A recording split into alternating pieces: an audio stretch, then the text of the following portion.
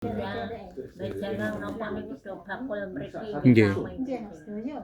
Nggih, Mbah. Dibangun iki enten pengaruhe napa, Mbah? Dibangun waduk. Nggih, dibangun waduk niku pengaruh napa, Mbah?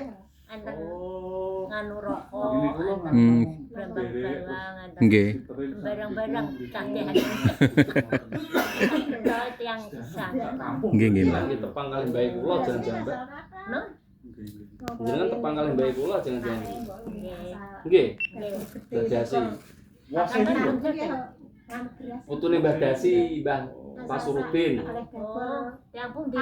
Sing riyen teng mriki mandor. 50 kilonan ya. Dereng Oh, sing tepang. 100 kilo. Dereng. Dereng. Ampun tepang ngoten nggih. Pun kanton Berarti ngurang-ngurangi nganu. Mriki riyen tak enten loji nika to. loji.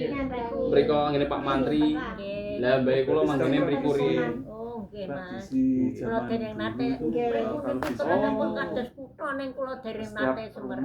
Riyen kok Mbah, riyen. Oh, riyen.